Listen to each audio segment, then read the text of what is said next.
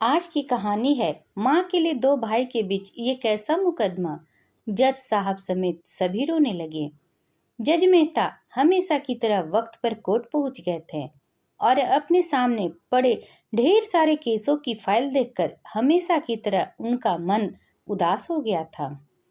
जब से वे जज बने थे उन्होंने हजारों केसेस की सुनवाई की थी और इन सब में मारामारी, धन दौलत, जमीन के लिए लड़ाई, स्त्रियों के लिए लड़ाई, चोरी चकारी, लूटपाट, इन सब के अलावा और कुछ खास नहीं होता था।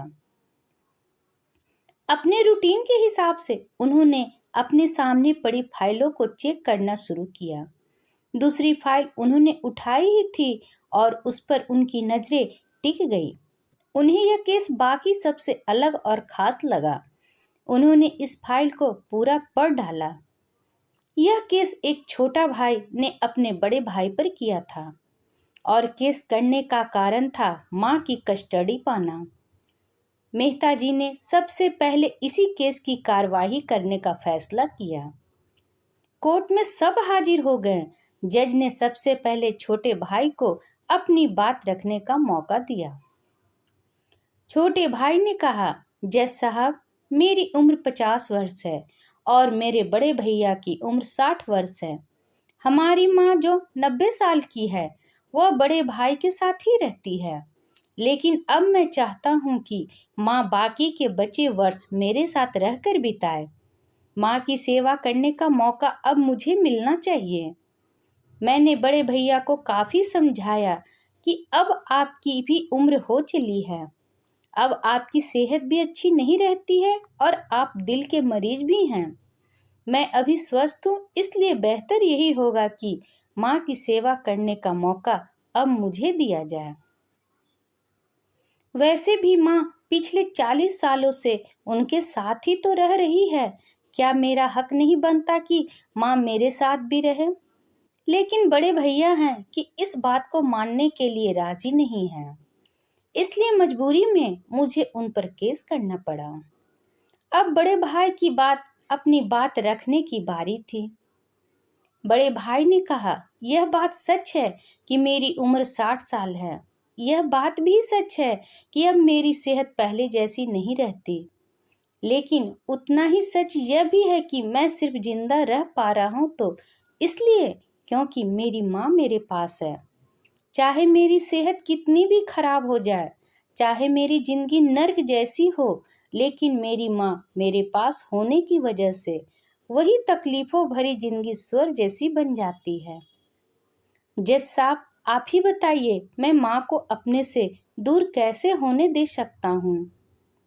जज ने बड़े भाई से कहा कि तुम खुद कहते हो कि तुम्हारी सेहत अच्छी नहीं रहती, तो भला तुम कैसे अपनी माँ की देखभाल अच्छे से कर पाओगे? यह भी तो सोचो। बड़े भाई ने कहा, मैं अपनी माँ की बड़े अच्छे से देखभाल करता हूँ। आप माँ से भी पूछ सकते हैं, और अगर वो खुद कहे कि उन्हें मेरे साथ नहीं रहना तो आप बेशक उन्हें मेरे भाई के साथ भेज दीजिए। जज को यह बात ठीक लगी और उन्होंने माँ को अदालत में बुलाने का फैसला किया। 90 साल की बूढ़ी माँ बड़ी ही कमजोर थी। वो जैसे तैसे व्हील चेयर से अदालत में आई। जज साहब ने उनसे उनका फैसला पूछा तो माँ ने कहा कि मेरे लिए दोनों ही बच्चे समान हैं। किसी एक का पक्ष लेकर दूसरे को नाराज नहीं कर सकती। आप तो जज हैं, आप तो ऐसे फैसला हमेशा लेते हैं। आप जो भी फैसला लेंगे वह मेरे लिए आखिरी फैसला होगा और मैं चुपचाप उसे मान लूंगी। जज साहब बहुत परेशान हो गए। उन्होंने अपनी पूरी जिंदगी में ऐसा अनोखा केस कभी नहीं देखा था।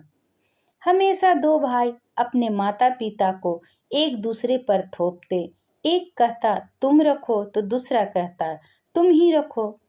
जज का आश्चर्य तब और भी ज्यादा बढ़ गया जब उन्हें पता चला कि माँ के पास दोनों बेटे को वसीयत में देने के लिए फूटी कौड़ी भी नहीं थी।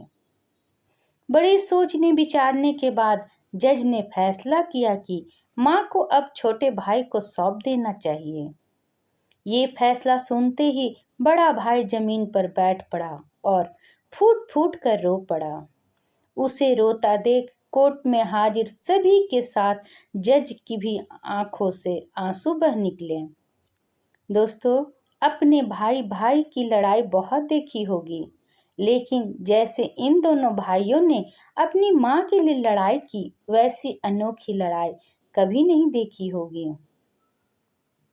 इस कहानी से और इन दोनों भाइयों से हमें सीखना चाहिए कि अपने माँ बाप का कर्ज कैसे उतारा जाता है और माँ बाप की सेवा कैसे निस्वार्थ भाव से की जाती है।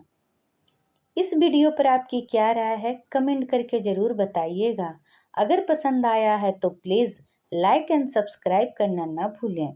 इसी तरह और भी कहानी सुनने के लिए कृपया बेल आइकन बटन को दबाना ना भूलें। वीडियो देखने के लिए आपका बहुत बहुत धन्यवाद।